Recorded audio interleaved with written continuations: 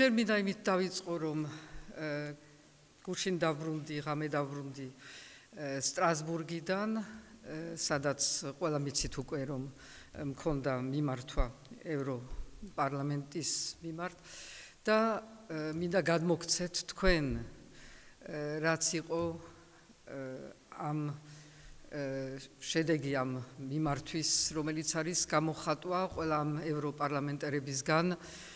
დიდი, უდიდესი მხარდაჭერის საქართველოს მოსახლეობის მიმართ. ყველას ესმის კარგად, მე მგონი ბევრი ასახსნელი არ არის, მე კი მაქვს ტენდენცია რომ სულ ავხსნა და ავხსნა, მაგრამ ყველას ესმის დღეს რა ხდება საქართველოში. დღეს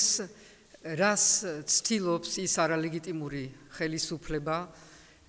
რითაც უნდა რომ გააჩეროს ხალხის ხმა, ხალხის პროტესტი და რაღაცნაირად გადააგოროს ეს სიტუაცია, მაგრამ ყველას ესმის რომ თუ არა ახალი არჩევნები, თუ არა ხალხისთვის საშუალება რომ თავისი მომავალი და თავისი ხმა დაიბრუნოს, ეს სიტუაცია ასე გაგრძელდება და უფრო ღრმა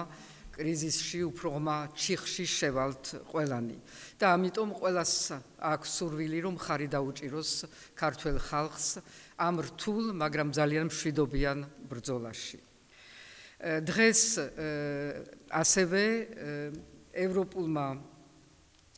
საბჭოს ევროკავშირის ევროპულ საბჭოს ქონდა გუშინ და დღეს შეხვედრები, სადაც დღეს გადაწყდა ის ვიზა რესტრიქციების შემოტანა ქართველ დიპლომატებზე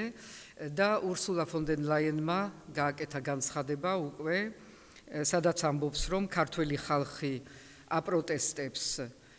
მთავრობის არჩევანს, რომ გააჩეროს ევროპული მიმართულება, ევროპული გზა საქართველოსი, მშვიდობიანი პროტესტს დაუპირისპირა ხელისუფლებამ ძალადობა, პოლიციური და ძალადობა. დღეს ჩვენ ვაწესებთ ვიზა შეზღუდვებს ქართველ დიპლომატებისთვის, ჩვენი გზავნილი საქართველოს ლიდერების მიმართ არის ძალიან მკაფიო, თქვენ ხალხს ნუღარ აშავებთ. ეს არის ძალიან მკაცრი და ძალიან ნათელი გზავნილი ურსულა ფონ დერ ლაიენით, ასევე ძალიან მკაფიო გზავნილები არის სხვადასხვა ქვეყნებისგან და ჩვენ ვიცით ასევე გადაწყვეტილება ამერიკის შეერთებული შტატების ახალი დასანქცირებით ფორმით, რაც ეხება სწორედ იმ ადამიანებს, რომლებიც არიან პასუხისმგებელი ძალადობაზე. და ეს არის ძალიან მნიშვნელოვანი გადაწყვეტილება, ამაზე დიდი მხარდაჭერა ხალხის და მოსახლეობის, რომელიც მშვიდობიანად თავის სათქმელს ამბობს თბილისის ქუჩებში, ამაზე დიდი მხარდაჭერა არ არსებობს. მე შევხვდი ასევე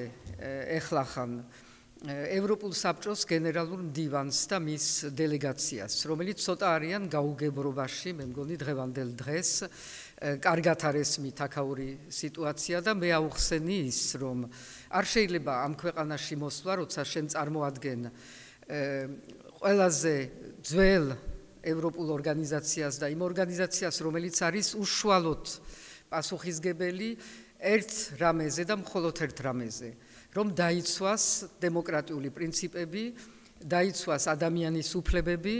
დაიცვას ადამიანების თავისუფლება. ამ ორგანიზაციას აქვს ერთი პასუხისმგებლობა და მოვალეობა, რომ ხმა მოიღოს, როცა რომელიმე მის წევრ ქვეყანაში ხდება ის, რაც ხდება საქართველოში, ანუ ძალადობა ხალხის მიერ, მისი ყველა უფლებების შეზღუდვა და ამის გაპროტესტება, ამისი დაგმობა არის ალბათ პირველი მოვალეობა ასეთი ორგანიზაციის. სამაგიეროდ და მე ეს ძალიან ნათლად აუხსენი გენერალ მდივანს და მის დელეგაციას, რომ მათი არც მანდატი, არც მოვალეობა, არც უფლება არ არის, რომ რაღაც კომისია დანიშნონ ჯერ არ აღიარებული არავისგან ხელისუფლებასთან, მით უმეტეს იმისთვის, რომ განიხილონ რა რუსული კანონი, ვის რა აინტერესებს რუსული კანონით შეცვლა თუ არ შეცვლა. ეს არის ყველაზე კარგი მაგალითი იმისი, თუ როგორ იტყუება ეს ხელისუფლება წლების მანძილზე, რომ ხან მიმაქვს უკან, ხან მომაქვს წინ და ისევ უკან მიმაქვს და მე ეხლა რაღაცას ფორმალურად შევცვლი და ამით იგონიათ, რომ ვიღაცას მოხიბლავენ, შეიძლება ვიღაცა მოხიბლონ, მაგრამ ვერ მოხიბლავენ ამით ვერც ქართულ ხალხს, ვერც ჩვენ პარტნიორებს, რომელსაც კარგად ესმით დღევანდელი საქართველოს მდგომარეობა, შეიძლება ვიღაცას ნაკლებად ესმის და აქ ჩამოსვლის მერე შეიძლება უფრო გაირკვევა იმ ტყუილებში, რომელიც დღეს ახასიათებს ხელისუფლებას, ტყუილებში და პროვოკაციებში, იმიტომ პროვოკაციული არის ის, რაც მოვისმინეთ დღეს, რომ გუშინდელი ამერიკელს გადაწყვეტილების შემდეგ, რომ დაასანქციროს ის მაღალჩინოსლები, რომელიც არიან პასუხისგებელი ძალადობაზე, ამის პასუხი იყოს ის, რომ de facto პრემიერი აცხადებს, რომ ჩვენ დავაჯილდოებთ, როგორც კი de facto პრეზიდენტი იქნება ინაუგურირებული, დავაჯილდოებთ ღირსების ორდენით იმავე მაღალჩინოსნებს, რომლებიც არიან უშუალოდ პასუხისგებელი რეპრესიებზე, ძალადობაზე და იმ მე ვიტყვი პირდაპირ მხეცობაზე, რომელსაც ჰქონდა ადგილი და აქვს ადგილი თბილისის ქუჩებში. ეს არის პროვოკაცია, პროვოკაციული განცხადება, მიჩვეული ვართ ამ პროვოკაციულ განცხადებებს და ეს არის შეურაცხყოფა სწორედ იმ გენერალურ მდივნის, რომელთანაც ეხლა მქონდა საუბარი, მისი შეურაცხყოფა, როცა ის შევიდა რაღაცა ვითომც როგონია კონსტრუქციულ დიალოგში, ამაში შეიყვანეს და მერე მეორე წუთში აკეთებენ ასეთ პროვოკაციულ განცხადებას. ყველაფერი ნათელი არის, მე მგონი რომ ჩვენი გზაც ძალიან ნათელი არის,